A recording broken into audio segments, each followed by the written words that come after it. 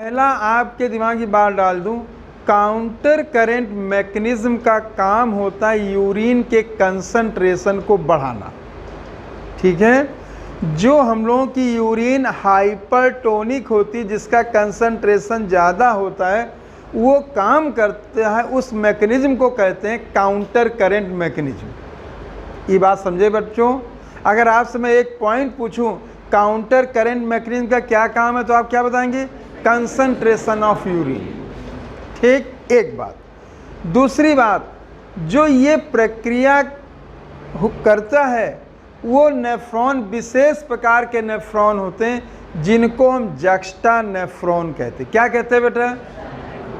ठीक है, juxta nephron में आपको एक बात मैंने बता रखी है कि जक्स्टा नेफ्रॉन के दो खास बातें मैंने आपसे की, होंगी तो और भी, कि एक तो इसका हेनले लूप जो है मेडुला में काफ़ी गहराई तक जाता है, समझाया था बेटा। इसका हेनले लूप मेडुला में डीप होता है, काफ़ी गहराई तक पाया जाता है। दूसरा एक बात मैंने आपसे और की थी कि इसके हेनले लूप के पैरेलल और इसके नज़दीक, एनसीईआरटी ने टर्म यूज़ किया है प्रॉक्सिमिटी। ठीक है, नज़दीक जो पाई जाती ब्लड वेसल्स जो कि पेरीट्यूबुलर नेटवर्क का पार्ट है, और पेरीट्यूबुलर नेटवर्क जो है ये इफरेंट आर्ट्रियोल का मॉडिफाइड है। समझ आया बच्चों? दो बातें आपको देखनी है। एक तो ये देखना है कि हेनले लूप जो है इसका लॉन्ग होता है, मेडुला की काफ़ी गहराई तक पाया जाता है।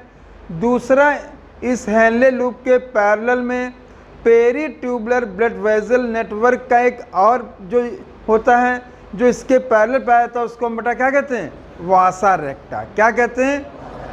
ये दोनों मिलके जिस मैकेनिज्म को करते हैं उसे काउंटर करंट मैकेनिज्म कहते हैं। क्या कहते हैं बेटा? ये बात समझे बच्चों? अब एक बात दिमाग में आ रही, काउंटर करंट क्या होता है? देखिए, काउंटर करंट का मतलब आप इतना ही जानिएगा। यहाँ पे मान लीजिए मैं एक ये ले लूँ बेटा, हेनले लूप ले लिया बेटा, ये देखिएगा।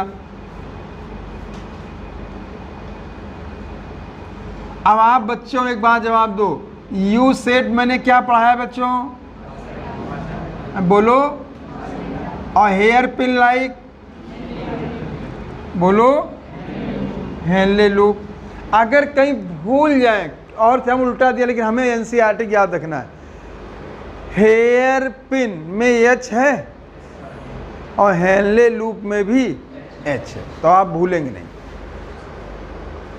ठीक बच्चों, हेयर पिन लाइक क्या हो गया? Henle loop. और यू शेप कौन हो गया? वासा रेक्टा। ठीक, मैंने इसको मान लिया ये हेयर पिन लाइक है,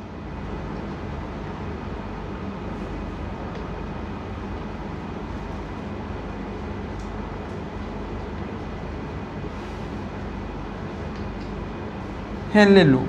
ठीक, मैं फिगर एनसीईआरटी की ही मैं ले रहा हूँ, और ये इस तरह से नहीं जिस तरह फिगर में दिखाया गया। ये एक दूसरे के नज़दीक होते हैं, एक दूसरे से बिल्कुल अटैच्ड होते हैं, और एक दूसरे के मतलब फ्यूज टाइप के होते हैं। फ्यूज होते नहीं, टाइप के होते हैं। लेकिन हमें समझाना है तो एक इधर दिखा रहा हूँ, एक बगल में दिखा रहा हूँ, जबकि हम कहेंगे ये एक ऐसे रहते होंगे इसके साथ। समझे बच्चों? ठीक, अब मैंने एक ये ले लिया बेटा, ये ब्लड वेसल है,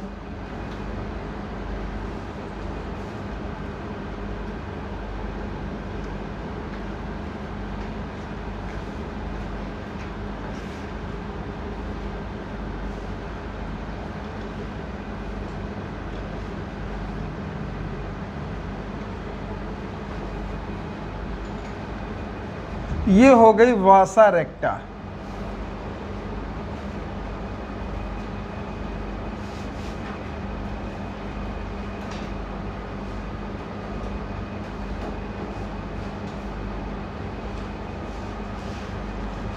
ठीक बच्चों, अब देखिएगा,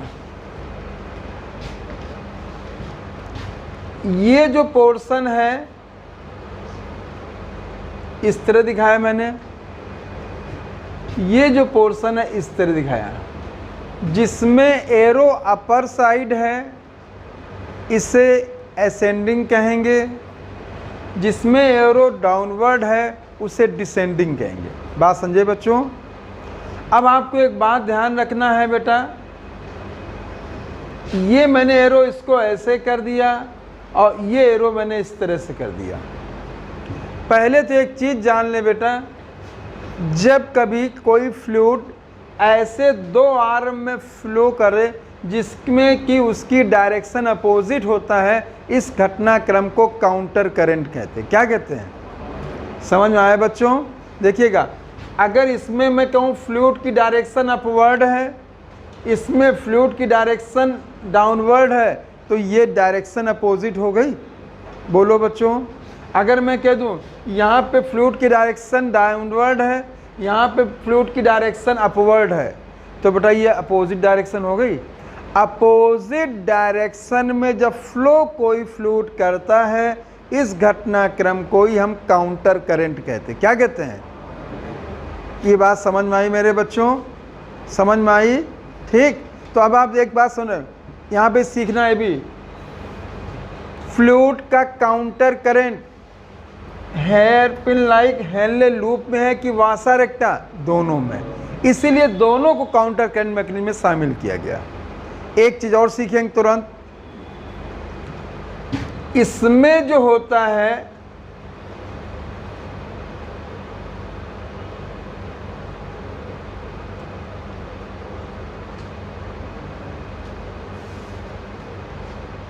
इसमें बेटा क्या हो गया? ग्लोमेरुलर फिल्ट्रेट, इसमें हो गया ब्लड। तो आपके सामने दूसरा क्वेश्चन आया कि काउंटर करंट मैकेनिज्म में जिस फ्लूइड की बात हो रही है वो फ्लूइड ग्लोमेरुलर फिल्ट्रेट है कि ब्लड है? दोनों। ठीक। अभी लूंगा मैं इनसाइड, पहले इस बात पहले बिल्कुल कॉन्सेप्ट समझिए। अब देखो बेटा, अब आप अगर यहाँ पे एक चीज़ देखिएगा कि अगर इस चीज़ को देखें तो मैं अगर ये इस तरह से डिवाइड कर लूँ समझाने के लिए, फिगर आप एनसीईआरटी देखिएगा, मैं यहाँ पे आपको केवल आइडिया देना चाहता हूँ। देखेंगे ये आपको मैंने बताया है किडनी के दो पार्ट हैं। कितने पार्ट हैं? Outer part is a cortex, inner part is a medulla. समझे बच्चों? अगर मैं फिगर एनसीईआरटी देखिएगा, यहाँ पे मैं ले रहा हूँ कॉर्टेक्स, यहाँ मैंने लिया मेडुला, कॉर्टेक्स की जो ऑस्मोलैलिटी होती है वो 300 मिली ऑस्मोल पर लीटर। देखो कितना दिया है बेटा? कॉर्टेक्स से कितनी दी है? 300 दिया है। ठीक है, 300 मिली ऑस्मोल मैं इधर ही लिखूंगा, आपके एनसीईआरटी में इधर लिखा कोई मतलब नहीं, मुझे कहीं भी लिख दो। 300 मिली ऑस्मोल पर लीटर। और जो मेडुला की होती है वो अगर आप ध्यान दें तो कितने हैं बेटा? 600 से लेके 1200 तक। कितनी है बेटा? 600 से लेके 1200 तक होती बेटा। अगर मैं इसकी बात कर रहा हूँ तो 600 मिली ऑस्मोल पर लीटर से लेके 1200 मिली ऑस्मोल पर लीटर। तो देखिए, जो किडनी की दो चीज़ें हो गई, एक तो यूरिन के कंसंट्रेशन को इसने कंट्रोल किया, दूसरी तरफ जो किडनी की ऑस्मोलैलिटी है, आउटर में कॉर्टेक्स में 300 मिली ऑस्मोल पर लीटर है।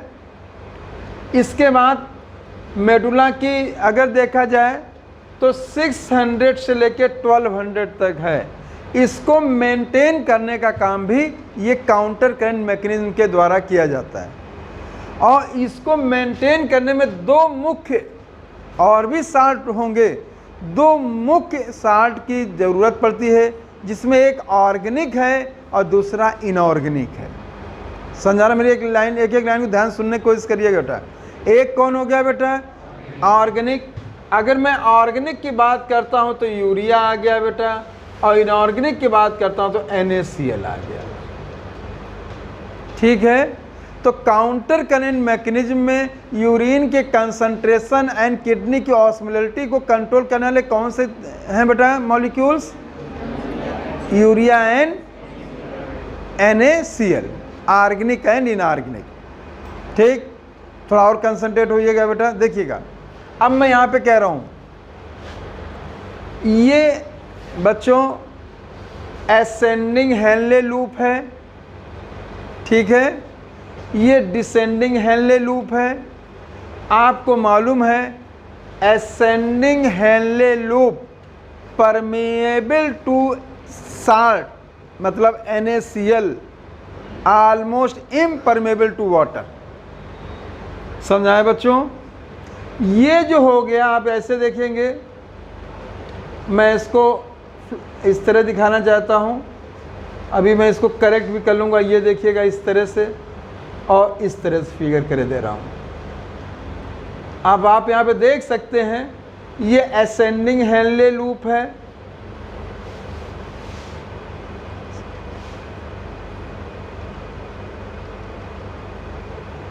हेनले लूप, और ये परमेबल टू NaCl।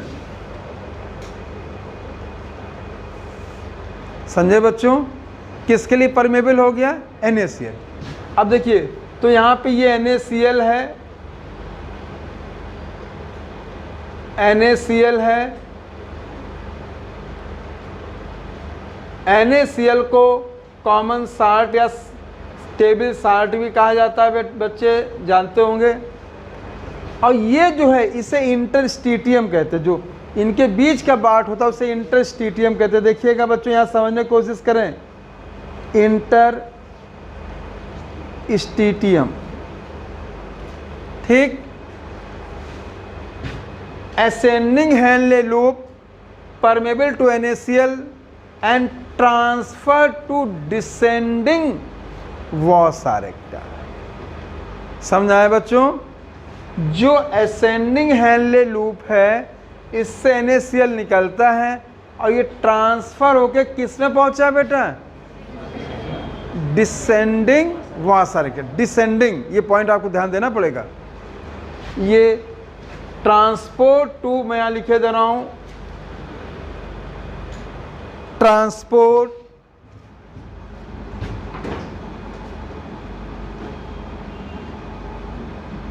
टू, ये हो जाएगा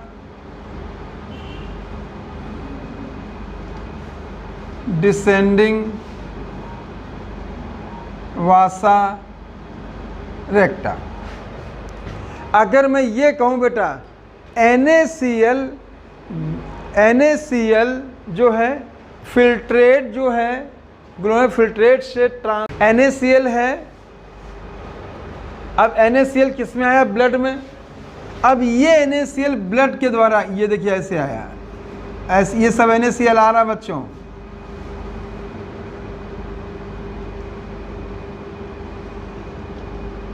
ये NaCl है, यहाँ से ये पहुँचता जाता है इंटरस्टिटियम में। फिर समझो बच्चों, ये एक दूसरे के बहुत नज़दीक होते हैं।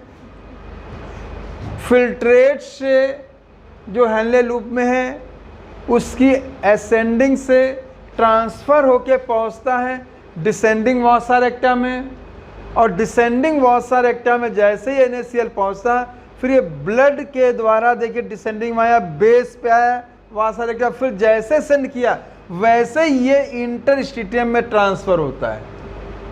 किस में ट्रांसफ़र होता है? इंटरस्टिटियम। बेटा समझ पाए मेरे बच्चों? ठीक, अब आपने गौर से ध्यान दिया होगा कि इंटरस्टिटियम में जो NaCl आ रहा है वो ब्लड के द्वारा आ रहा है। किसके द्वारा आ रहा है? ब्लड के द्वारा आ रहा है। किसके द्वारा आ रहा है? ये क्वेश्चन पूछा जाता है, यही बनेगा क्वेश्चन। ठीक है, अब देखिए ये इंटरस्टिटियम हो गया। अब यहाँ पे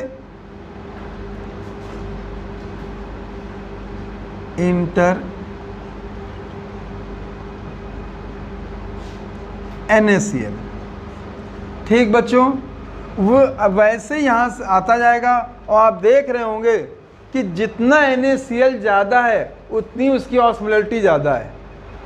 जैसे जैसे ऊपर जाता जाएगा वैसे NaCl कम निकलता चला जाएगा, ऑस्मोलरिटी धीरे धीरे क्या होती जाएगी, डिक्रीज होती चली जाएगी। ये बात समझ पाए मेरे बच्चों? ठीक, तो NaCl का पूरा क्लियर हो गया। तो NaCl बच्चों इंटरस्टिशियम में फिल्ट्रेट से आता है कि ब्लड से आता है? ब्लड से। ब्लड में किससे आता है? फिल्ट्रेट से। कोई डाउट? यहाँ तक समझ में आ गया? ठीक, अगला पॉइंट सीखो। फिर अभी NCERT एक एक लाइन हम लोग पहले इतना देखिए हमने थोड़ा सा पहले देखिए एक ही तरह बना दिया था, एक ही, बाद में हमने मिटाल के, आपने देखा होगा, तो इसको ऊपर वाले पोर्शन को हमने थोड़ा वाइड किया, नीचे वाला फिर थोड़ा नैरो है। बहुत पॉइंट अच्छे समझना है बच्चों। यहाँ पे बेटा यूरिया इंटर करता है, ठीक, समझने की कोशिश करना बच्चों। जो यहाँ मैं लिख दिया यूरिया है, यूरिया इंटर करता है असेंडिंग हेनले लूप के थिन की थिक, थिन, पहला पॉइंट, ठीक है। यूरिया हेनले लूप के असेंडिंग पार्ट के थिन पार्ट में इंटर करता है, मैंने ये, और इसका फिल्ट्रेट के द्वारा ऊपर जाता है। किसके द्वारा ऊपर गया? फिल्ट्रेट के द्वारा ऊपर गया। और जैसे ही ये फिल्ट्रेट के द्वारा ऊपर जाएगा, आपको याद होगा कि जो ये असेंडिंग हेनले लूप है, ये फर्दर जो जुड़ी होती है बेटा, ये किससे जुड़ी होती है? DCT। किससे जुड़ी होती है? DCT से, ठीक है, जिसे क्या कहते हैं बेटा? Distal convoluted tubule. ठीक, हमने आपसे चर्चा किया है कि PCT, DCT ये हमेशा कॉर्टेक्स में पाए जाते हैं। कहाँ पाए जाते हैं? बात समझे बच्चों? PCT, DCT कहाँ पाए जाते हैं? ठीक, अब यहाँ पे आपको ये भी मैंने बता रखा है कि जो ये है, ये ओपन होता है कलेक्टिंग डक्ट में। किस में ओपन होता है? कलेक्टिंग डक्ट में। किस में ओपन होता है? Collecting duct. मैं इसको हटा दे रहा हूँ यहाँ पे, आप समझ जाएंगे बेटा। देखिएगा, अगर मैं ये बात करूँ तो ये देखिए ओपन हो रहा है कलेक्टिंग डक्ट में, इसे हम कलेक्टिंग डक्ट कहते हैं। तो यहाँ जैसे यूरिया, तो यूरिया से फिर इंटरस्टिशियम फ्लूइड में ये कलेक्टिंग डक्ट या फिर DCT के द्वारा आता है, जिसे हम कलेक्टिंग ट्यूब्यूल कह सकते हैं। क्या कह सकते हैं? Collecting tubule. यहाँ से ये फिर इंटरस्टिशियम में आता है। देखिए कितनी अच्छी चीज़ है। NaCl ब्लड के द्वारा आ रहा था। NaCl किसके द्वारा आ रहा था? ब्लड के द्वारा। लेकिन यूरिया किसके द्वारा आ रहा है? फिल्ट्रेट के द्वारा। और इसके बाद जैसे ही उसे यूरिया आता है और इसकी ऑस्मोलरिटी को मेंटेन करने में हेल्प करता है। बेटा समझ आया? ठीक है। और इसके बाद जब इतना ही कंसंट्रेशन बढ़ जाता है कि कलेक्टिंग डक्ट में जो है, कलेक्टिंग डक्ट, यहाँ सबसे पहले यूरिन शब्द का यूज़ किया जाता है। सबसे पहले यूरिन शब्द का यूज़ कहाँ किया गया है? कलेक्टिंग। मैं यहाँ यूरिन शब्द यूज़ करूँगा, देखना बच्चों। देखिए यहाँ मैंने फिल्ट्रेट शब्द यूज़ किया था, हेनले लूप में मैंने फिल्ट्रेट शब्द यूज़ किया था, आप PCT में मैंने फिल्ट्रेट शब्द यूज़ किया था, बोमन कैप्सूल में फिल्ट्रेट शब्द यूज़ किया। लेकिन कलेक्टिंग डक्ट में मैंने क्या यूज़ किया?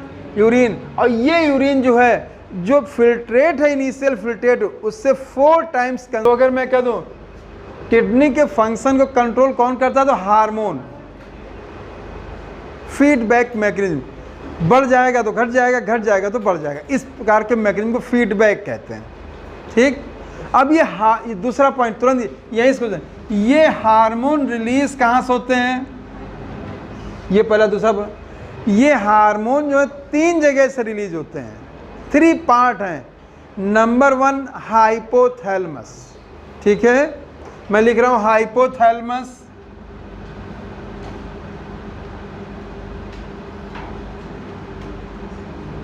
पहला पॉइंट। दूसरा पॉइंट JGA, जक्स्टाग्लोमेरुलस अपरेटस, ठीक है, JGA, जक्स्टाग्लोमेरुलर अपरेटस,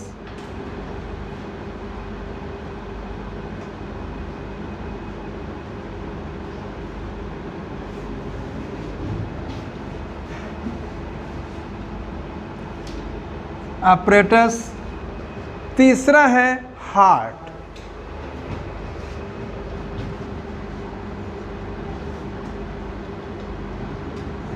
तो अगर मैं आपसे इस तरह की बात करूं कि किडनी के फंक्शन को रेगुलेट करने वाला जो हार्मोन है वो हमारे ब्रेन से भी रिलीज़ होता है, हमारी किडनी से भी रिलीज़ होता है और हमारे हार्ट से भी रिलीज़ होता है। ये बात समझ आ गया? तीन चीज़ें। देखिए, अगर मैं एक जनरल आपसे कहूँ कि हमारी किडनी को ब्रेन कंट्रोल करता है, हमारी किडनी को एक मैं अचानक यही लाइन केवल बोलूँ कि हार्ट कंट्रोल करता, सादा भरोसा ना करें। लेकिन आपको तीन बातें ध्यान देनी है। किडनी के फंक्शन को तीन मुख्य आर्गन्स, जिनमें ब्रेन और ब्रेन का एक पार्ट है हाइपोथैलेमस, कंट्रोल करता है। ठीक, बहुत सरल रूप में बता दूंगा, चिंता ना करिएगा। दूसरा जो पार्ट होता है एक अपरेटस, मैं आपको बता भी चुका हूँ, यह आज दोबारा रिपीट हो जाएगा, ठीक है, जिसे हम जक्स्टाग्लोमेरुलर अपरेटस कहते हैं। और ये अपरेटस मेरे बच्चों को मालूम है कि ये जो बना होता है दो मुख्य चीज़ों का एसोसिएशन, बताया था, बोलो, DCT और efferent arteriole, distal convoluted tubule and efferent arteriole. ये भी क्वेश्चन बनाया जा सकता है। तीसरा बेटा हार्ट, हार्ट में एट्रियम की वॉल, एट्रियल वॉल, हार्ट की कौन बेटा? Atrial wall. ये तीनों मिलके हमारी किडनी के फंक्शन को कंट्रोल करते हैं। आपने अगर देखा होगा किसी को हार्ट की प्रॉब्लम होती है तो उसको किडनी जरूर प्रॉब्लम शुरू हो जाती है, आपने देखा होगा। हार्ट के साथ अगर और देखिएगा, अगर किसी को किडनी तो है ही है, अगर ब्रेन की भी अगर प्रॉब्लम है तो किडनी से उसका रिलेशन है।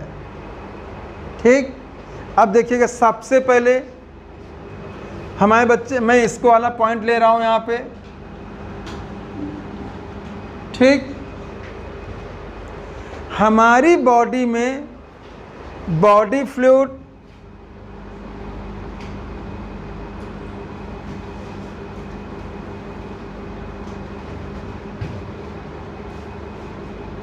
या ब्लड फ्लूइड, इनका वॉल्यूम और कंसंट्रेशन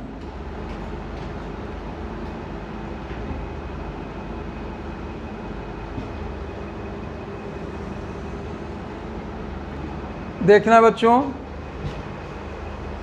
बॉडी फ्लूइड जैसे टिश्यू फ्लूइड हो सकता है, आपका लिम्फ फ्लूइड हो सकता है, ठीक, या ब्लड फ्लूइड, इनका वॉल्यूम या कंसंट्रेशन चेंज हो तो इसका इफेक्ट हमारी बॉडी में चेक करने वाले पाए जाते हैं, उनको हम ऑस्मो रिसेप्टर कहते हैं। क्या कहते हैं?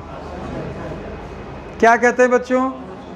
ठीक, इसका इफेक्ट जाता ऑस्मो रिसेप्टर्स पे,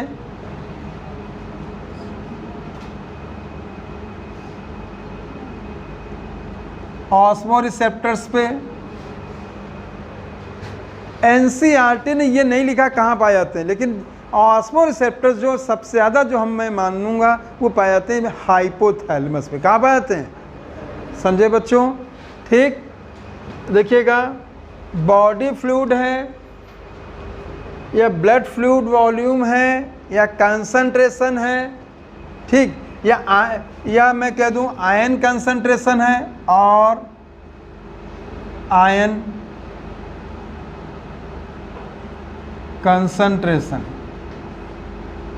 ये अगर चेंज होता है तो इसका इफेक्ट जाता हमारी बॉडी में ऑस्मो रिसेप्टर्स। ठीक है, ऑस्मो रिसेप्टर्स जो है मेनली मैं यहाँ बताना चाहता हूँ, यह हाइपोथैलेमस पाया जाता है। इस ऑस्मो रिसेप्टर्स का इफेक्ट जाता है हाइपोथैलेमस,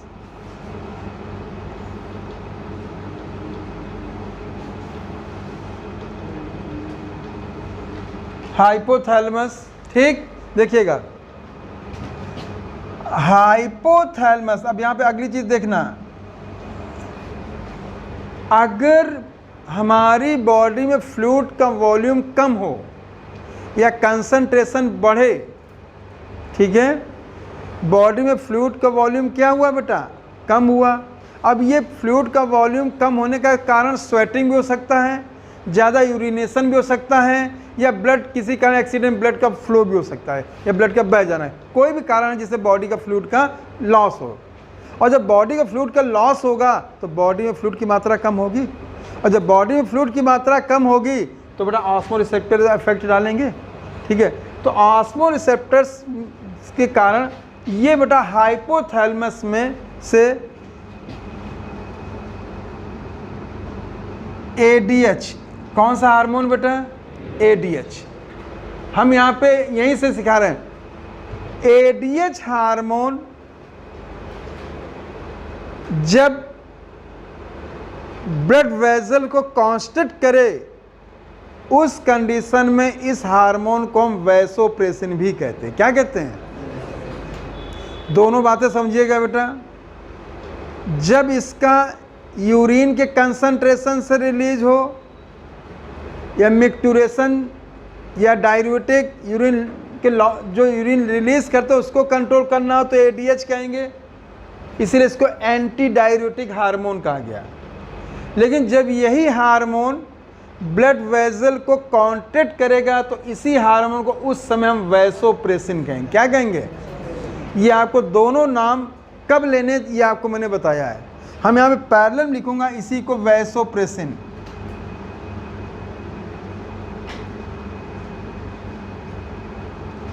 देखिए, जब ये यूरिन के कंसंट्रेशन, यूरिन के रिलीज होने को कंट्रोल करेगा तो क्या कहेंगे, ADH, एंटी डाययूरेटिक हार्मोन। ठीक, लेकिन जब ये ब्लड वेसल्स को कॉन्स्ट्रिक्ट करेगा तो क्या कहेंगे, वैसोप्रेसिन। आया बच्चों, अब आप हम ये नहीं कहेंगे आप ADH को वैसोप्रेसिन, ये काम पे इसका नाम होगा। जैसे आप जब पढ़ रहे हो तो हम आपको अच्छे बच्चे कहते हैं, जब आप बातें करते हो तो आपको हम शैतान बच्चे कहते हैं। हो तो आप ही, काम के आधार पे तो मैं नाम बदल रहा हूँ, बोलो। उसी प्रकार से जब ये कंसंट्रेशन यूरिन को कंट्रोल करेगा तो क्या कहेंगे, ADH, और जब बेटा ये ब्लड वेसल को करेगा तो वैसो माने वेसल्स प्रेशर में प्रेस करे, तो वैसोप्रेसिन से ब्लड वेसल को क्या कहता है, कॉन्स्ट्रिक्ट करता है। बड़ा समझ पाए मेरे बच्चों, मतलब BP को जब कंट्रोल करे। अब मैं ऐसे करूँ, ऐसे याद करो, जब यूरिन को कंट्रोल करे तो ADH है, अब BP को जब कंट्रोल करे तो वैसोप्रेसिन है। नाम से ही आप अंदाज लगाइए। ठीक, अब देखिए सरल रूप में वो कोई ना पढ़िएगा, जो NCERT देखिएगा बेटा, देखिएगा। अब मैंने यहाँ पे लिया, मान लीजिए मैंने ऐसे किया बेटा, ठीक, बॉडी फ्लूइड डिक्रीज या ब्लड वॉल्यूम डिक्रीज, या मैं कहूँ बॉडी फ्लूइड का कंसंट्रेशन ज़्यादा। समझे बच्चों, यहाँ समझने की कोशिश करेगा। ठीक, मैंने यहाँ पे कहा body fluid decrease, body fluid decrease. ठीक, तो ADH hormone secrete, ADH hormone क्या होगा, सिक्रीट होगा। ADH सिक्रीट, जो ADH हार्मोन होता है, जो सिक्रीट होता है, ये DCT और कलेक्टिंग डक्ट में वाटर की रीएब्जॉर्प्शन को बढ़ा देते हैं। आए बच्चों, समझे बच्चों, increase reabsorption from DCT and collecting duct. ठीक, अब देखिए ये रीएब्जॉर्ब होके कहाँ गया, बॉडी फ्लूइड में। कहाँ गया, तो जो बॉडी फ्लूइड में वाटर कम हुआ था वो नॉर्मल हुआ। बोलो, बोलो बच्चों, देखना, देखिए एडीएच सिक्रेट, अब यहाँ इंक्रीज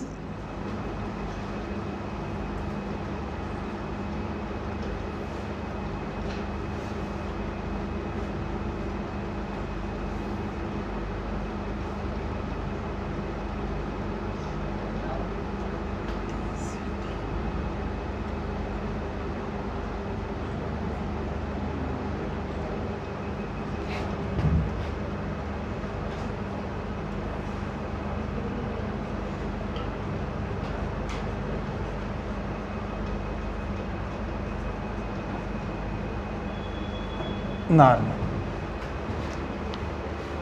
देखना है, बहुत सरल है, कहीं से टेक्निकल नहीं, आप जो भी है मैंने टेक्निकल एनसीईआरटी को लिया। देखिए बॉडी फ्लूइड, पहले देखिएगा रेगुलेशन ऑफ किडनी फंक्शंस, ये फीडबैक मैकेनिज्म है बच्चों।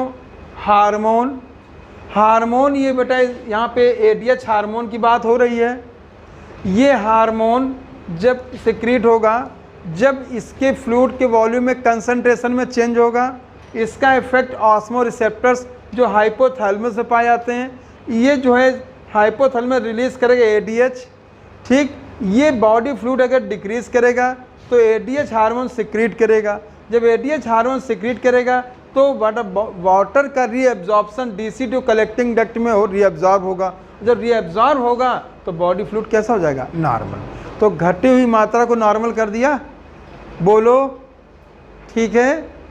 दूसरी चीज, इतनी बात समझा गई।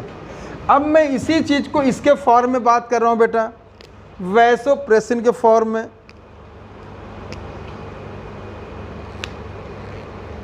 वैसोप्रेसिन के फॉर्म में, ठीक। वैसोप्रेसिन सिक्रीट जब होता है बेटा, जब GFR डिक्रीज हो जाता है, ठीक, जिसको हम ग्लोमेरुलर फिल्ट्रेट रेट कहते हैं। और ग्लोमेरुलर फिल्ट्रेट रेट पर मिनट 125 ml मैंने आपको बताया है, पर डे 180 लीटर बताया है। ये बात समझाया बच्चों। अब आप खुद ध्यान देगा। और जो ग्लोमेरुलर फिल्ट्रेट रेट जो होता है वो ब्लड वेजल्स के फ्लूइड के जो फ्लो हो रहा है उस पर करता है बेटा डिपेंड, ठीक। अब देखिएगा, जब GFR डिक्रीज हो गया, ठीक, GFR डिक्रीज हो गया बच्चों, उस कंडीशन में वैसोप्रेसिन सिक्रीट करेगा।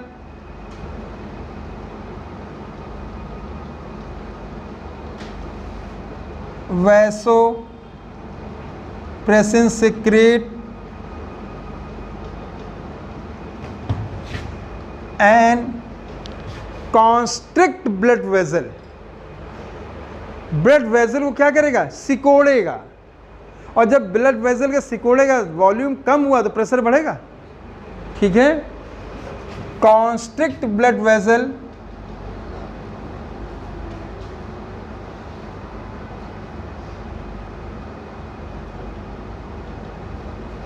और जब ब्लड वेजल कॉन्स्ट्रिक्ट करेगा, बीपी राइज करेगा और GFR नॉर्मल, GFR नॉर्मल। बड़ा क्लियर हो गया। तो आपको मैंने पहला वाला पॉइंट जो है, जो हाइपोथैलेमस का, ये मैंने पूरा क्लियर कर दिया।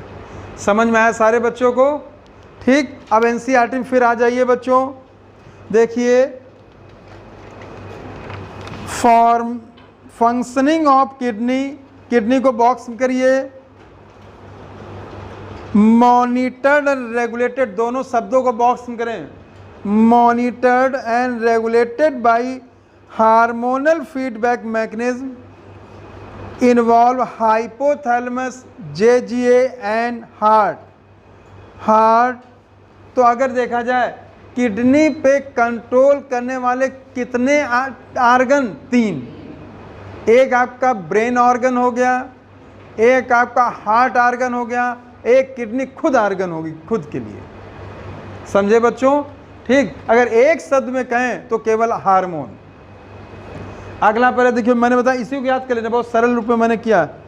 ऑस्मोरिसेप्टर in body activated by change in blood volume, fluid volume and ionic concentration. देखो मैंने बॉडी फ्लूइड, ब्लड फ्लूइड या आयन कंसंट्रेशन चेंज होगा तो उसका इफेक्ट किस पे जाएगा? ऑस्मोरिसेप्टर।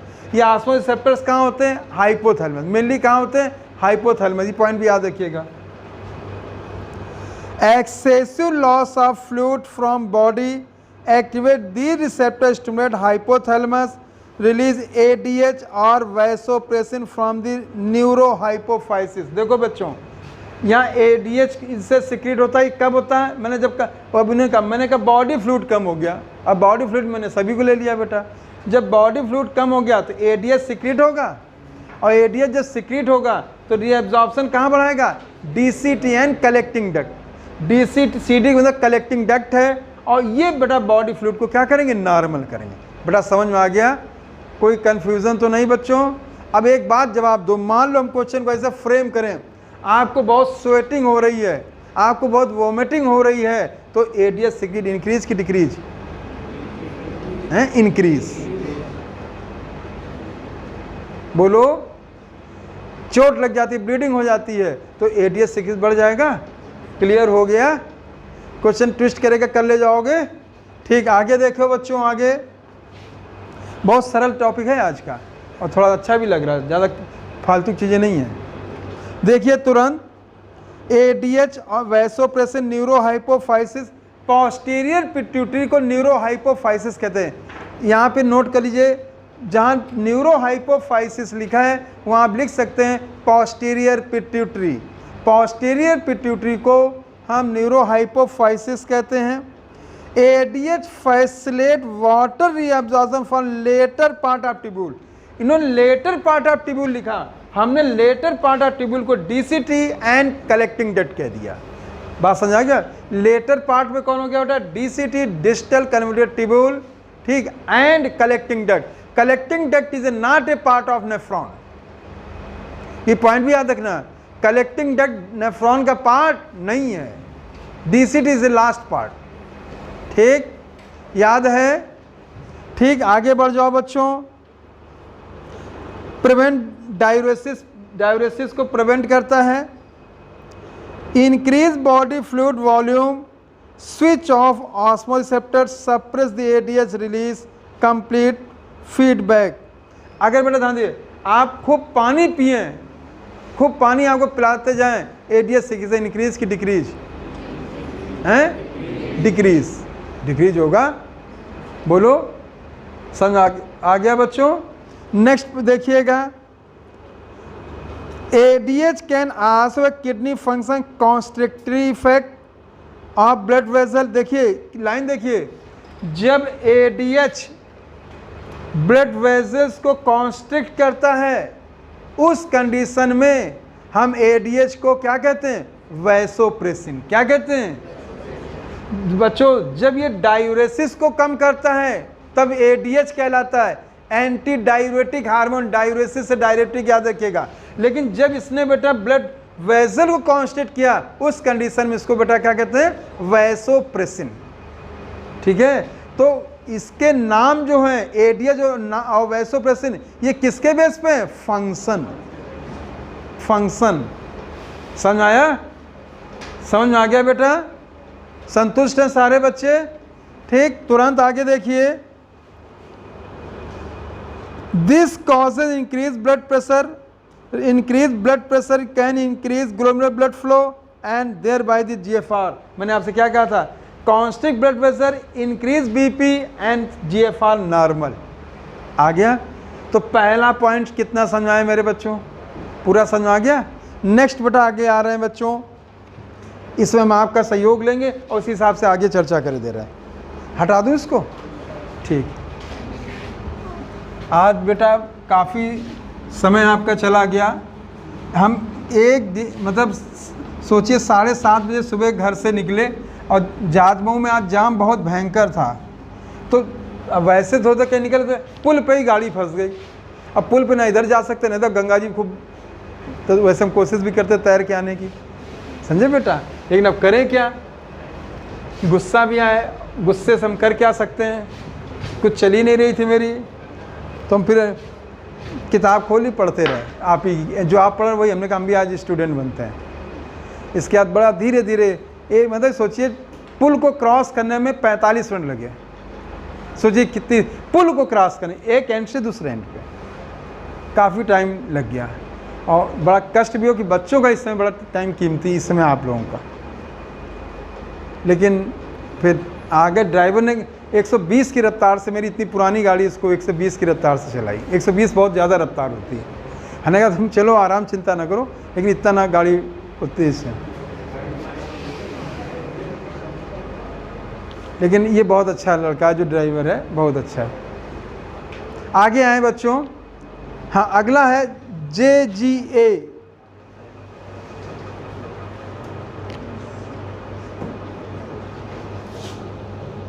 JGA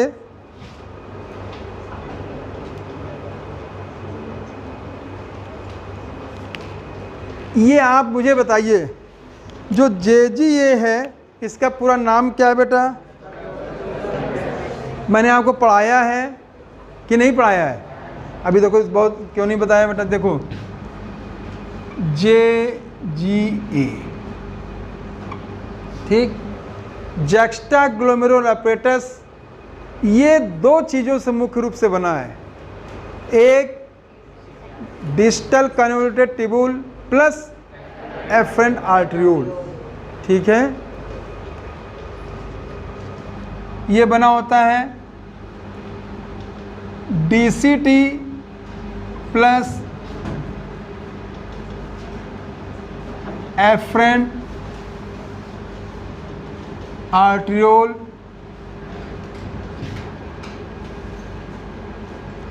देखना बेटा। इसकी ज़रूरत जब है जब GFR डिक्रीज हो जाता है। क्या डिक्रीज हो जाता है? ठीक, बहुत ज़्यादा चक्कर नहीं पड़े, बस सिर्फ point two point GFR decrease, ठीक है। जब GFR डिक्रीज, ये समझ तो गए होंगे बेटा, डिस्टल कन्वोल्यूटेड ट्यूब्यूल और एफरेंट आर्टरियोल, इसमें हम आपसे भी चर्चा करेंगे। एफरेंट आर्टरियोल की जो सेल्स होती है JG सेल्स, कौन सी होती हैं? ठीक है, देखिएगा जब GFR डिक्रीज हुआ उस कंडीशन में किडनी की JG juxtaglomerular cell, JG cell secrete करती हैं रेनिन। क्या सिक्रीट करती हैं? एक पॉइंट ही जान लो बेटा, ये क्वेश्चन आ सकता है चूंकि पेपर बहुत सरल आ रहा है, समझे बच्चों? ठीक, तो आपको ये ध्यान रखना है कि ये हम आपसे वादा करें, पेपर बहुत सरल और बहुत बच्चों के 100% मार्क्स आने जा रहे हैं, बहुत बच्चों के। तो ये चीज़ आप लोग थोड़ा देखिए, वो ऐसे क्वेश्चन आएगा रेनिन सिक्रीट कहाँ से होता है, तो आपकी स्पेलिंग देखनी पड़ेगी तब सिक्रीट बता पाओगे। RENNIN है तो स्टमक, RENIN है तो किडनी। समझ आ गया? क्लियर? देखिएगा अब ये रेनिन सिक्रीट हुआ, रेनिन, अब एक बात हो, रेनिन, इस रेनिन उस रेनिन में अंतर है। ये हार्मोन है, वो एंजाइम है। आएगा क्वेश्चन, आना चाहिए मुझे जो लगता है। ये क्या है बेटा? हार्मोन है, और वो क्या है? एंजाइम। ठीक, जो ये होता है रेनिन, ब्लड प्रोटीन, एक ब्लड प्रोटीन है, उस ब्लड प्रोटीन का नाम है एंजियोटेंसिनोजन। क्या नाम है? ठीक, एंजियोटेंसिनोजन का फॉर्मेशन लीवर में होता है, ये नहीं दिया एनसीईआरटी में। एंजियोटेंसिनोजन है जो भी ब्लड प्रोटीन है उनका सभी का ज़्यादातर का फॉर्मेशन लीवर में होता है। ठीक है, एंजियोटेंसिनोजन है,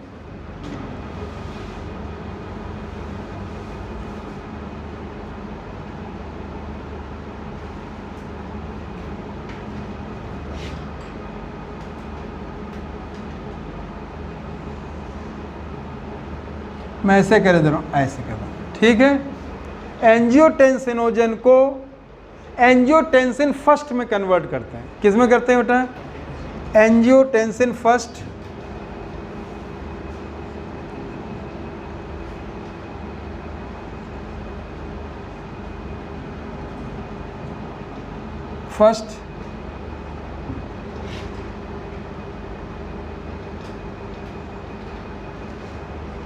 एंजियोटेंसिन फर्स्ट को एंजियोटेंसिन कन्वर्टिंग एक फैक्टर होता है, बस थोड़ा सा पॉइंट जोड़ा, बाकी नहीं जोड़ूंगा, बाकी एनसीईआरटी। इसको एंजियोटेंसिन कन्वर्टिंग फैक्टर, एसीएफ का पूरा नाम बोलो क्या है? Angiotensin converting factor. ये सिक्रेट होता लंग्स से। कहाँ से होता है बेटा? लंग्स से सिक्रेट होता है बेटा, ठीक। और ये चेंज करता है एंजियोटेंसिन सेकेंड।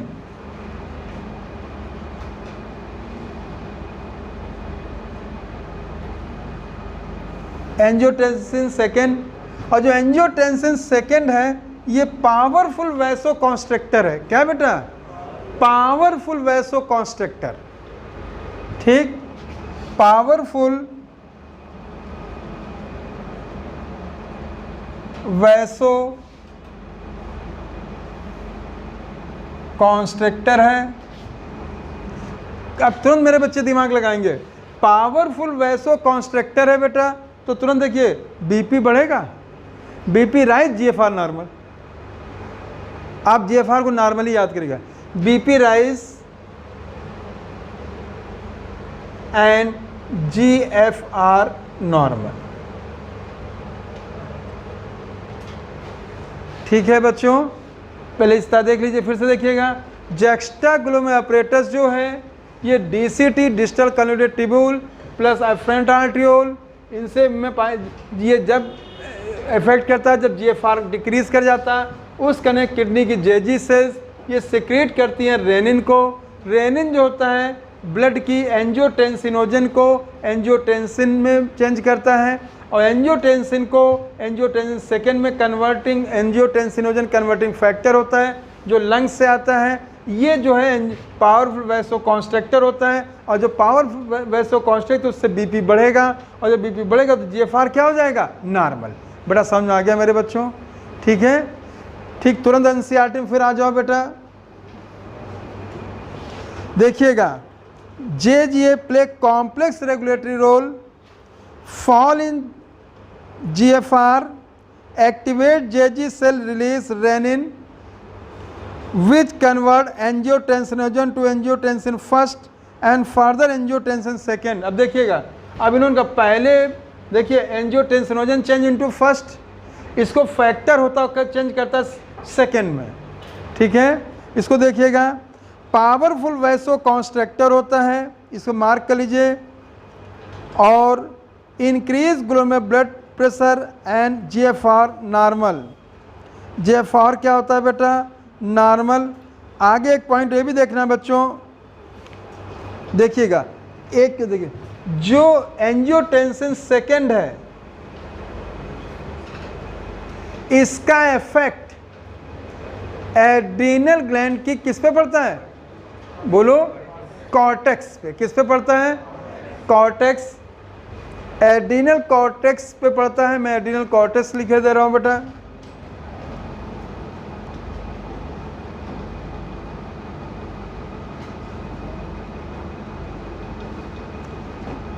एड्रीनल कॉर्टेक्स से एक 60 रिटेनिंग हार्मोन सिक्रेट होता है, उसे एल्डोस्टेरोन कहते हैं। क्या कहते हैं?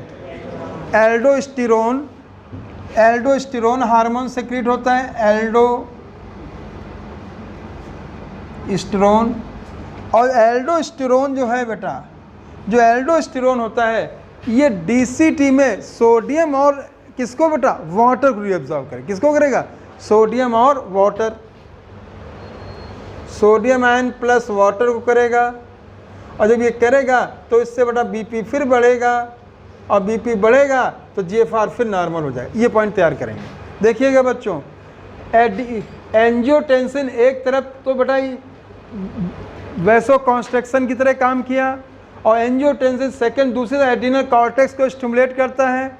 एड्रिनल कॉर्टेक्स से एल्डोस्टेरोन हार्मोन सिक्रीट होता है। एल्डोस्टेरोन हार्मोन डीसीटी पे, जो डिस्टल कन्वर्टेड पार्ट है, वहाँ सोडियम आयन और वाटर को एब्जॉर्ब करता है, रीअब्जॉर्ब करता है, जिससे बीपी बढ़ेगा, और जब बीपी बढ़ेगा तो फिर जीएफआर क्या हो जाएगा, नॉर्मल। कर लीजिए इसको बेटा। नेक्स्ट बेटा अगला इसको देख लें, रेनिन एंजियोटेंसिन मैकेनिज्म हो गई। अगला बेटा आता है कि एएनएफ को देखिए,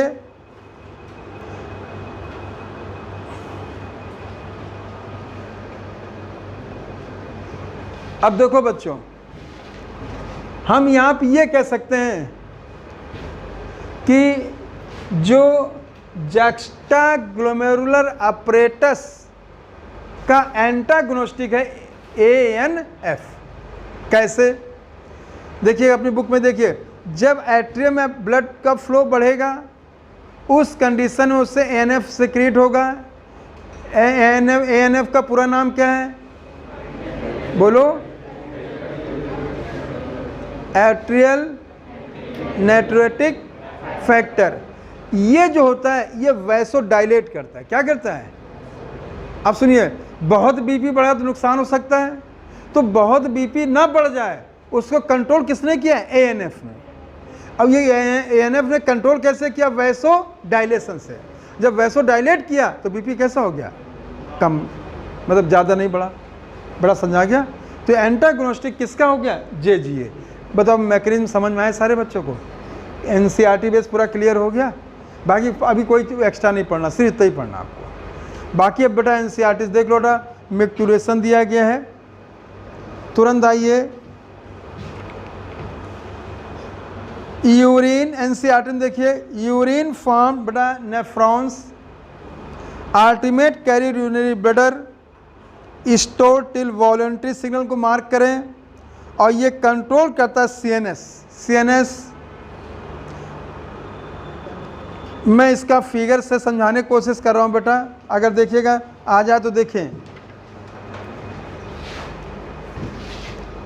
बेटा। यहाँ तक समझ में आ गया मैकेनिज्म पूरी हैं, ठीक है।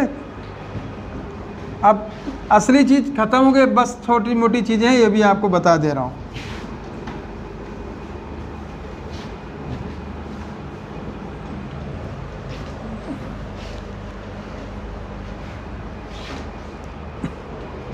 देखो बेटा,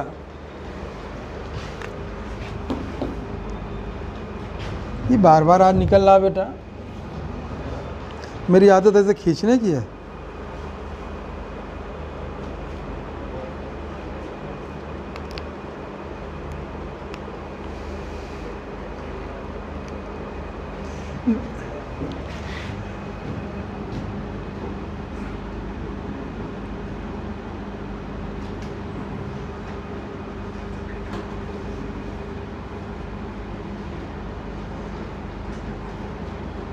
मान लीजिए मैंने ये यूरिनरी ब्लडर बनाया बेटा, ठीक। यूरिनरी ब्लडर के अंदर क्यों मैं ऐसे दिखा रहा हूँ, ये स्ट्रेच रिसेप्टर्स हो गए।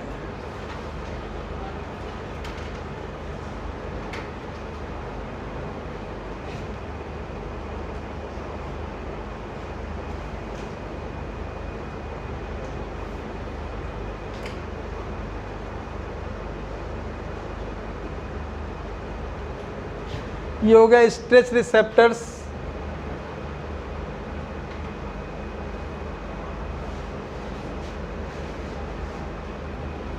ठीक बच्चों, ये यहाँ पे मैंने यूरिथ्रल मीटर्स दिखा दिया, यूरिथ्रल स्फिंक्टर,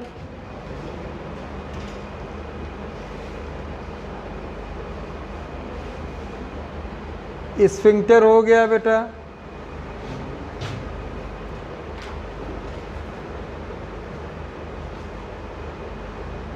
इसके ऊपर ये इनवॉलेंट्री मसल है,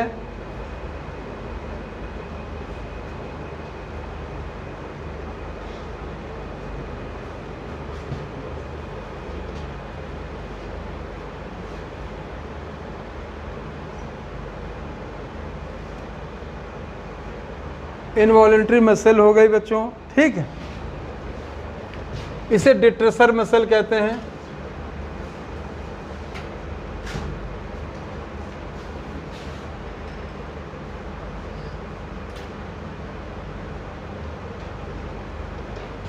देखना बच्चों, यहाँ ये सीएनएस मतलब मान लिया मैंने इसे सीएनएस है। जब यूरिन बेटा 200 ml लगभग हो जाती है तो यूरिन का एहसास होने लगता है। 300 ml हुई तो और ज़्यादा एहसास हो, जैसे जैसे मात्रा बढ़ती है तो यूरिन का एहसास ज़्यादा होने लगता है। और फिर वो हमारी इच्छा भी होता है कब यूरिनेशन को हम रिलीज़ करें, छोटे बच्चों को छोड़ के। छोटे बच्चों को अक्सर हमने देखा होगा तो उनको उस कंडीशन में सभी गुजरे हैं, ये नहीं कि छोटे बच्चों पर इल्ज़ाम लगाया जाए। बोलो, कुछ तो इतने महान भाव होंगे यहाँ पे भी, अभी छोटे बच्चे बने होंगे हैं। खैर आइए देखिए, यहाँ से जो इम्पल्स ले जाने वाली है वो सेंसरी है। कौन है बेटा? सेंसरी। देखिए सीएनएस की ओर जो भी इम्पल्स ले जाता है उसे हम सेंसरी न्यूरॉन कहते हैं। क्या कहते हैं बेटा? Sensory neuron.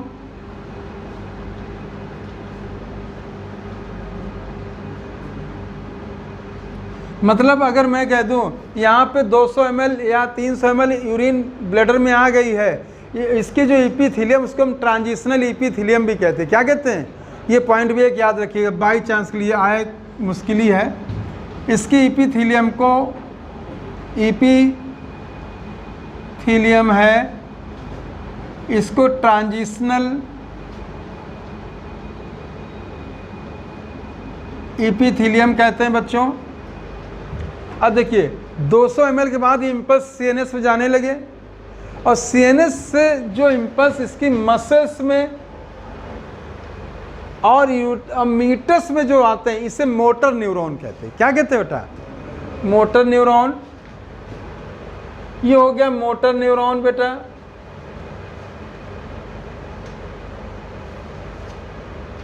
Motor neuron.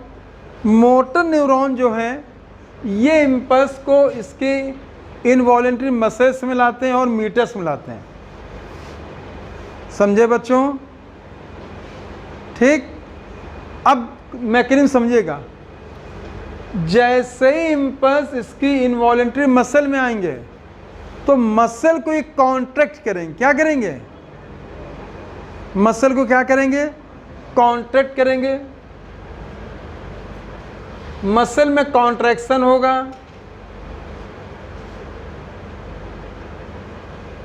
और स्फिंक्टर में रिलैक्सेशन होगा।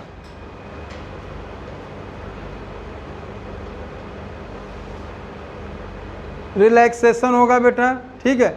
अब देखिए इस मोटर इम्पल्स, जो मोटर इम्पल्स आ रही है उसने मसल को क्या किया बेटा?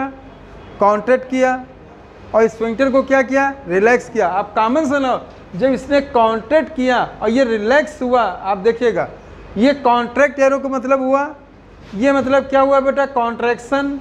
और ये क्या हुआ बेटा? रिलैक्सेशन। Urine pass out. इसी को मिक्टूरेशन कहते हैं। क्या कहते हैं? क्या कहते हैं बेटा? मिक्टूरेशन। एक सेकेंड, जो न्यूरॉन के द्वारा कंट्रोल हुआ ये, इसे मिक्टूरेशन रिफ्लेक्स कहते हैं। क्या कहते हैं? बच्चों ध्यान देना, मैं समझा रहा हूं। ये हुआ मिक्टूरेशन और ये हुआ मिक्टूरेशन रिफ्लेक्स। अंतर समझ पाए बेटा? क्लियर हुआ? ठीक। जो यूरिन होता है, इस नोट करना है बेटा, यूरिन होता है इसमें 95% वाटर, यूरिन 95% वाटर, ये नोट करिए 95% वाटर होता है, ठीक। 2% साल्ट, 2% साल्ट, बोले नहीं कोई? 2% साल्ट, 2.7% यूरिया, 0.3% अदर। ये सब परसेंटेज लीजिएगा अदर।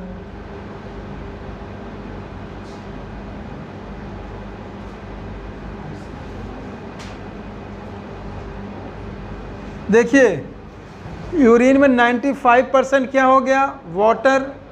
2% क्या हो गया? साल्ट। 2.7% क्या हो गया? यूरिया। 0.3% अदर चीज़ें होती, समझे? क्रेटनिन है, अदर चीज़ें जो भी होती। समझे बच्चों? ठीक। और pH इसका 6 होता है। pH कितना होता है बेटा? 6 होता है। स्लाइटली, आगे बोलो बच्चों, एसिडिक, स्लाइटली एसिडिक होता है, स्लाइटली एसिडिक होता है, हाइपरटोनिक होता है, हाइपरटोनिक होता है, हाइपरटोनिक होता है बेटा। और एक दिन में ह्यूमन के द्वारा 25 से कितने ग्राम? 30 ग्राम यूरिया डेली रिलीज होती है। ये पॉइंट आपको तैयार करना है, ठीक है। और जो यूरिन का येलो कलर होता है वो यूरोक्रोम के कारण होता है। किसके कारण होता है? यूरोक्रोम के कारण जो होता है वो येलो कलर यूरिन का होता है, ठीक है। पॉइंट सुन लें और पढ़ लें, हंसने की कृपा ना करें। कुछ लोग हम देख रहे हैं उनको मुस्की आ रही है और मैं भी हंसा दूंगा यहाँ बुला के, हैं। एग्ज़ाम कब है? आज कितनी तारीख है? 10। 1 महीना भी नहीं बचा लगभग। बोलो, 12 तो है ही है, तो थोड़ा सीरियस हो जाइए। और जिनको सिलेक्शन लेना अभी भी अल्टीमेट कोशिश करिए। अपने यहाँ गोल्ड मेडल किसने जीता है? हैं? किसने? अब बताइए। नीरज चोपड़ा ने जीता हैं? 10 सेकंड पूरी दुनिया जान गई उसको। और उसका स्टेटमेंट पढ़ा, सुना करो ये चीज़ें कि किसी भी काम को 100% करो, तो एफर्ट 100% करिए और ईमानदारी से करिए। बस 2 चीज़ें। आप नीट के लिए जो कोशिश करें 100% एफर्ट मारिए और ईमानदारी से करिए, रिजल्ट आपके फेवर में आएगा।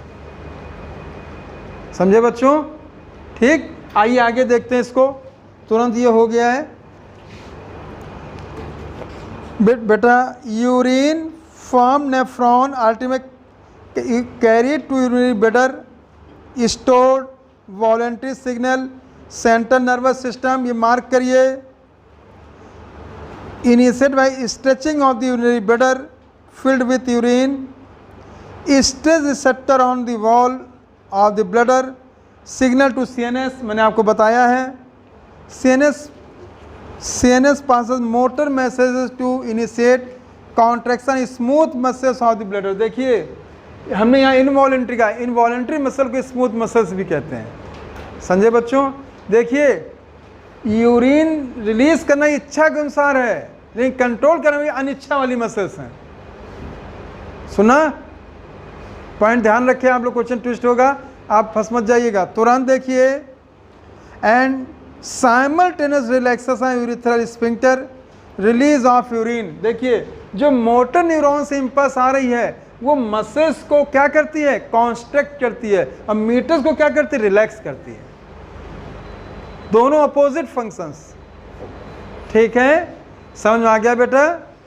नेक्स्ट बेटा, process of release urine micturition. और जब न्यूरल ने इसे कंट्रोल किया उसे मिक्टूरेशन रिफ्लेक्स कहते हैं। मैंने आपसे कहा this is known as micturition, this is known as, और this is known as reflex.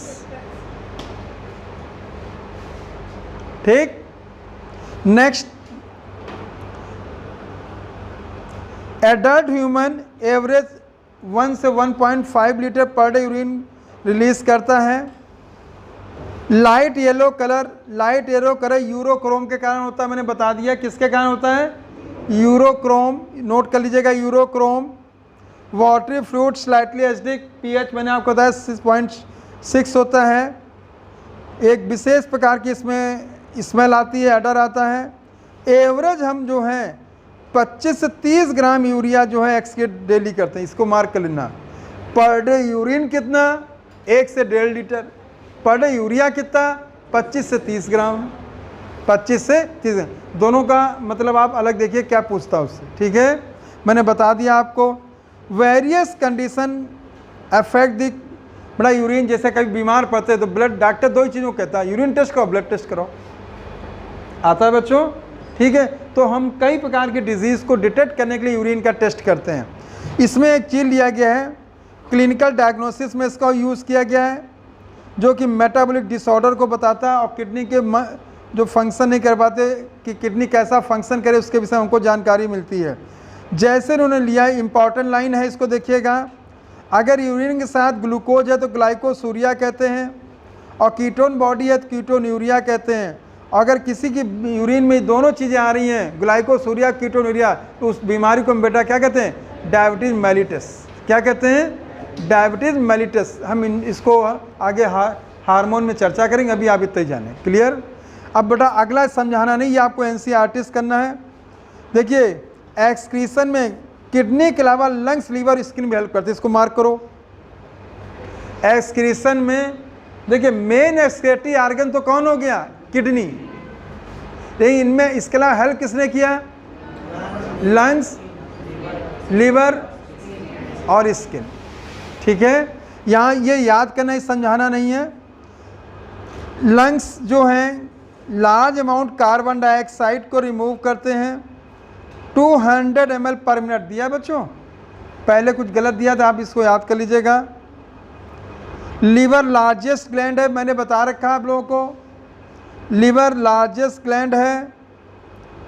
Bile containing substance बाइलुर्बिन bilirubin को फॉर्मेशन करता है।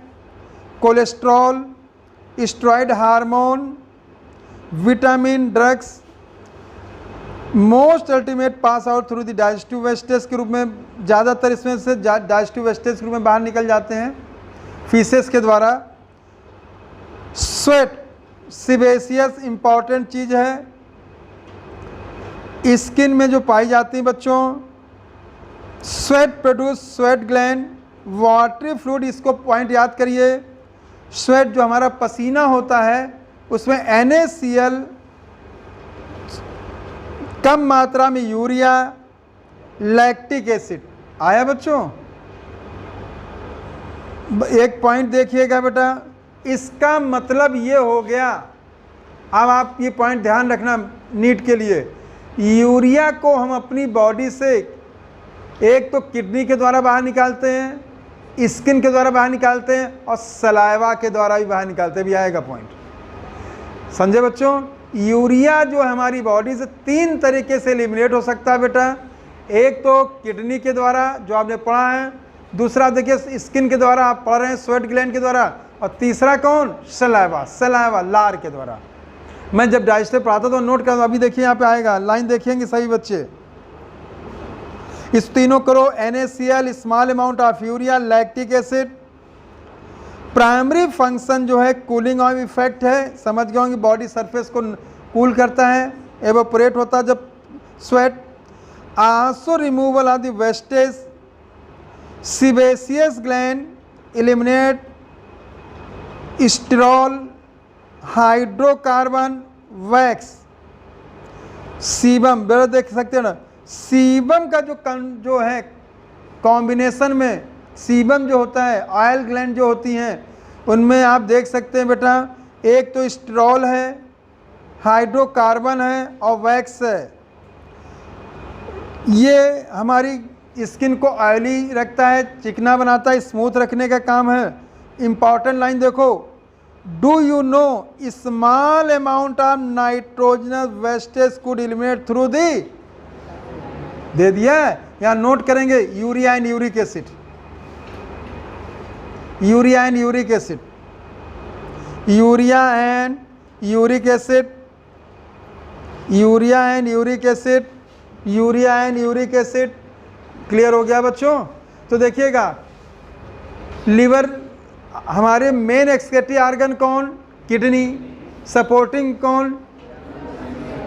लंग्स हो गए, लीवर, स्किन, और हेल्प सलाइवा, सलाइवरी ग्लैंड भी करती हैं। ठीक है, इतना, अब इतना आपको ध्यान देना पड़ेगा। तो एक बात आप देख सकते हैं, सलाइवा हमारा एक्सक्रीटरी भी है, सलाइवा हमारा डाइजेस्टिव भी है, और सलाइवा हमारा डिफेंस भी है। कैसे मैं बता दे रहा हूं, अगर सलाइवा में एंजाइम पाया गया, सलाइवरी एमाइलेज, तो डाइजेशन हो गया। अगर लाइसोजाइम पाया गया तो डिफेंस हो गया, और यूरिया पाया गया तो एक्सक्रीट हो गया। अच्छा क्वेश्चन बन सकता है? बोलो, कितना समझाए बच्चों? पूरा क्लियर हो गया? ठीक। अब अगला आ रहा है बेटा आर्टिफिशियल किडनी। जिसे यहाँ पे हीमोडायलिसिस के रूप में आप जानेंगे बेटा। ठीक, इसका बस चित्र नहीं दिया इन्होंने, लेकिन आपको NCERT देखना, ज़्यादा हम उसमें भी नहीं पढ़ेंगे, सीधे हम बात बता रहे हैं बच्चों। देखो, हीमोडायलिसिस को हम आर्टिफिशियल किडनी भी कहते हैं। ठीक, जब कभी भी हमारी किडनी प्रॉपर फंक्शन नहीं कर पाती है, किडनी का मेन काम यह है कि हमारे ब्लड से वेस्टेज को बाहर करना। आप देखिए, ब्लड विथ फिल्टर होता है ग्लोमेरुलस में, लेकिन जब किडनी प्रॉपर फंक्शन नहीं कर पाती है, उस कंडीशन में हमारे ब्लड में यूरिया की मात्रा बढ़ जाती है। किसकी मात्रा बढ़ जाती है? जब ब्लड में यूरिया की मात्रा बढ़ जाती है, उस कंडीशन को बहुत अच्छा हाईलाइट किया, यूरीमिया कहते हैं। क्या कहते हैं? बोलो बच्चों, उस कंडीशन को क्या कहते हैं? Uremia. Urea in blood is known as uremia. Urea in blood is known as uremia. ठीक, अब बताइए, यूरिया एक सेक्रेटरी है, अगर मेरे ब्लड में रहेगा तो मेरी मेटाबॉलिज्म, और चूँकि ब्लड ही सब जगह न्यूट्रिएंट्स और अच्छी मेटाबॉलिक सब्सटेंस को भेजने का काम करता है। अब ये एक्सक्रीटरी प्रोडक्ट रहेंगे और भी रहेंगे तो मेटाबॉलिज्म को डिस्टर्ब करेंगे। तो हम लोग क्या करते हैं कि आर्टिफिशियल तरीके से हम किडनी को में जो आर्टिफिशियल जो किडनी है उसका यूज़ करते हैं, इसे डायलिसिस कहते हैं। उसमें क्या होता है बच्चों, देखिए समझने की कोशिश करिएगा, अगर कहेंगे तो छोटा चित्र बना के भी समझा देंगे। रेडियल आर्टरी से ब्लड निकाला गया, ठीक, किससे निकाला गया? रेडियल आर्टरी से ब्लड निकाला गया, और उस रेडियल आर्टरी से जो ब्लड निकाला गया, आर्टरी में ऑक्सीजनेटेड ब्लड होता है और आर्टरी में ब्लड प्रेशर में होता है, वेन में ब्लड प्रेशर में नहीं होता है। इसीलिए देखा होगा निकाला हमेशा आर्टरी से जाता है और इंटर हमेशा वेन में किया जाता है, क्योंकि वहाँ ब्लड का प्रेशर कम होता है। ठीक, उसको आर्टिफिशियल किडनी में भेजा गया। पहले बताइए, समझाएं तो बता दीजिएगा। ठीक बच्चों, उसमें ट्यूब होती हैं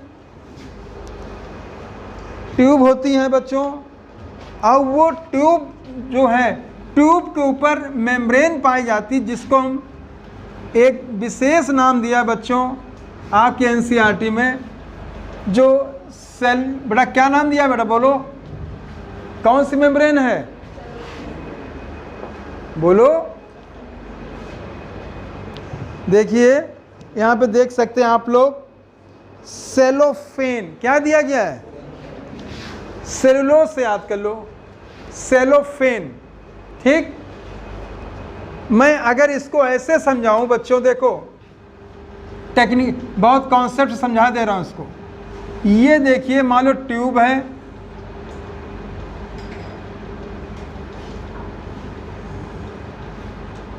और ट्यूब के ऊपर ये सेमी परमेबल मेम्ब्रेन है,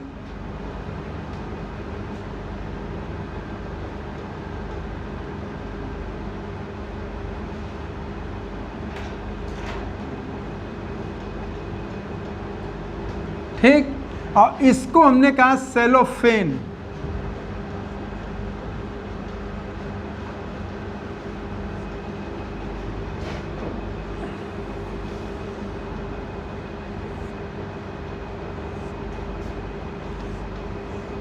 कॉन्सेप्ट समझने की कोशिश करना बेटा। देखिएगा, ये मान लो ब्लड आ रहा है, हमने यहाँ पे ले लिया,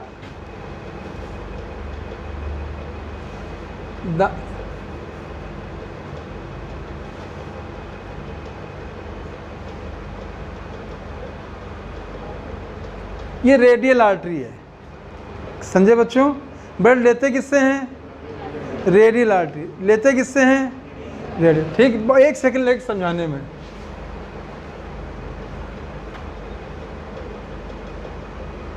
रेडियल आर्टरी।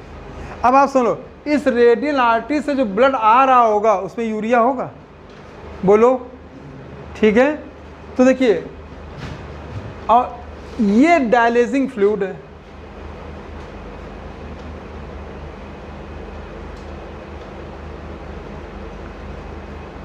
ठीक बच्चों, ये पूरे उस पर रहता है इस तरह से।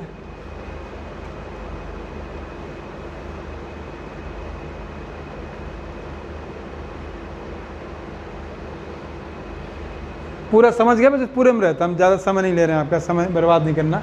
देखिएगा, और अगर समय होता तो खूब अच्छा सा बना के समझाते। टेक्निकल मैं आपको समझा दूंगा, तो उसी से काम चलाना बेटा, ठीक है। देखिएगा, इसमें जब इसमें इंटर कराया तो इसमें हिपैरिन मिला दिया। क्या मिला दिया है? हिपैरिन एक एंटी कोआगुलेंट होता है, ठीक है बच्चों, जो जिससे ब्लड जमने ना पाए। ठीक, अब ये ब्लड जाएगा, इसमें फ्लो करेगा बच्चों।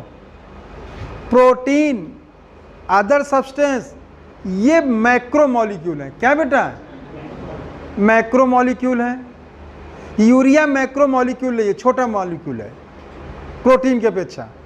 ठीक, तो जब इससे फ्लूइड करेगा तो यूरिया जैसे वेस्टेज जो है इससे निकल जाएंगे। समझ गए बच्चों? देखिए, ये मान लीजिए यूरिया है, इसका यूरिया आ गया, और यूरिया किस में चला गया? डायलिसिंग फ्लूइड में। किस में चला गया? ठीक है बच्चों, अरे तो देखिए, ये ब्लड आया, ब्लड में नाइट्रोजन वेस्टेज हैं, नाइट्रोजन जैसे यूरिया है, और ये यूरिया इससे सेलोफेन के द्वारा कहाँ चला गया? डायलिसिंग फ्लूइड में, और इसके अंदर प्रोटीन वो चीज़ वैसी ही बनी रही। ये देखिए, इस तरह से मैंने दिखा दिया।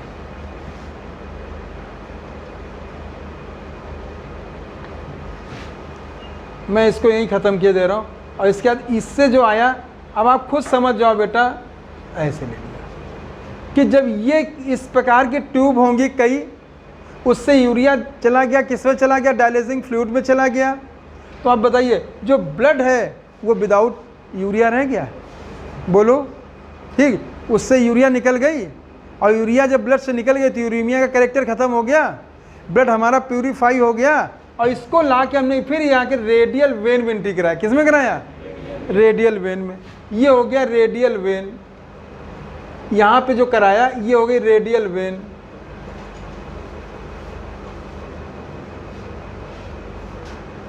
रेडियल वेन, ठीक है।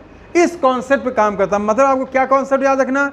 Cellophane membrane. सेलोफेन मेम्ब्रेन वो मेम्ब्रेन है जो ट्यूब के ऊपर सेमी परमेबल मेम्ब्रेन है, उसे सेलोफेन मेम्ब्रेन कहा गया। ठीक, इससे बड़े मॉलिक्यूल प्रोटीन जैसे पास नहीं हो सकते, छोटे मॉलिक्यूल जैसे यूरिया इससे पास हो सकते हैं। तो यूरिया कंसंट्रेशन यहाँ ज़्यादा है, प्रोटीन का तो यहाँ है, लेकिन प्रोटीन यहाँ जा नहीं सकता। यूरिया कंसंट्रेशन इसके अंदर ज़्यादा है, तो हायर कंसंट्रेशन लो कंसंट्रेशन चला गया, यूरिया सब बाहर निकल गया। तो यूरिया ब्लड से जब निकल गया तो ब्लड हमारा प्यूरीफाई हो गया, क्योंकि यूरेमिया यही तो था, यूरिया इन ब्लड। अब ये जो ब्लड प्योर हो गया, इसको फिर बैक करके हम फिर ले आए, किस में लाए? रेडियल वेन, और रेडियल वेन भेज दिया। ये कॉन्सेप्ट है। कितना समझाएं बच्चों? पूरा क्लियर हो गया?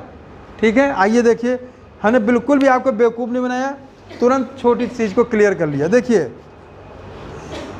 मन functioning kidney accumulation urea in blood को मार्क कर यूरेमिया कहते हैं। हाईली हार्मफुल किडनी फेल्योर के कारण हो सकता है, ये हमारी किडनी को फेल कर सकता है। पेशेंट इसको रिमूव करने की प्रक्रिया की हीमोडायलिसिस कहते हैं। क्या कहते हैं? एक पॉइंट नोट कर लो, मन नहीं लेकिन बता दे रहे हैं। इस हीमोडायलिसिस की डिस्कवरी डॉक्टर बेल्डिंग नोट करो, डॉक्टर बेल्डिंग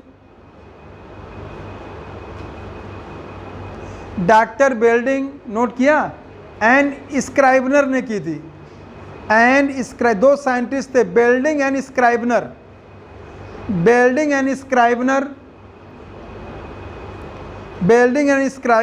नोट किया। Blood drain from convenient artery का क्या नाम है? Radial artery. नोट करिए वहाँ, रेडियल आर्टरी।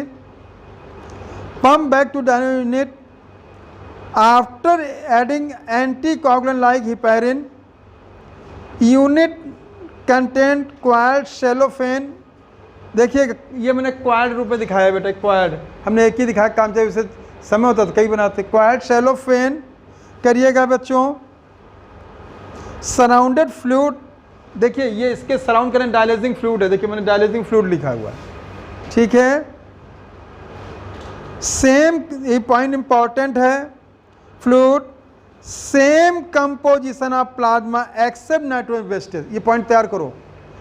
डायलाइजिंग फ्लूइड का कंपोजिशन सेम किसकी तरह है? प्लाज्मा एक्सेप्ट, बोलो, नाइट्रोजनस वेस्ट। इसको कर लीजिए पोरस सेलोफेन। देखिए मैंने पोरस दिखाई, बताइए पोरस दिखाया था, बताइए। Porous cellophane membrane tube passage of molecule based on concentration gradient. आया? हमने कहा था यहाँ पे यूरिया कंसंट्रेशन ज़्यादा है, यहाँ पे यूरिया का कम है, तो हाई कंसंट्रेशन से लो कंसंट्रेशन।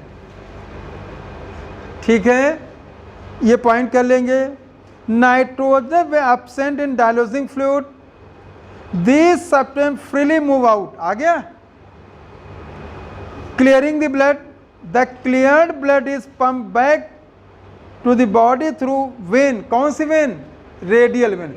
बेटा ऐसे याद करो, रेडियल आर्टरी से निकाला और रेडियल वेन में बैक वापस किया। एंटी पैरिन, दिस मेथड जो है हजारों पेशेंट को, यूरिमिक पेशेंट को बेटा यूज़ किया जाता है, बहुत ज़्यादातर उपयोग किया जाता है। किडनी ट्रांसप्लांट अल्टीमेट मेथड है करेक्शन ऑफ किडनी फेल्योर का। Kidney use in A transplant donor close relative होना चाहिए जिससे कि रिजेक्शन कम हो सके। मॉडर्न प्रोसीजर में इसका हम बहुत ज़्यादा उपयोग कर रहे हैं। रीनल कैलकुलाई देखिए, जिन्हें किडनी स्टोन कहते हैं। क्या कहते हैं? ये जो होते हैं बेटा कैल्शियम ऑक्सलेट, शार्ट ऑक्सलेट लिखा है, कैल्शियम ऑक्सलेट होता है बेटा, नोट के कैल्शियम ऑक्सलेट के साल्ट को किडनी स्टोन या रीनल कैलकुलाई कहा जाता है। और ग्लोमेरुलस में जब इन्फ्लेमेशन हो जाता है तो उसे क्या कहते हैं? इसे ब्राइट डिजीज़ भी कहते हैं। ब्राइट, नोट कर लो, Bright disease, BRIGST, Bright disease भी कहा जाता है इसको। ब्राइट डिजीज़, ब्राइट डिजीज़ भी इसको कहते हैं। ब्राइट डिजीज़ इसको क्या कहते हैं? Bright disease. बड़ा हो गया, पूरा समझ में आ गया सारे बच्चों को, हैं? ठीक, अब अगला टॉपिक है लोकोमोशन एंड मूवमेंट। ठीक है, बस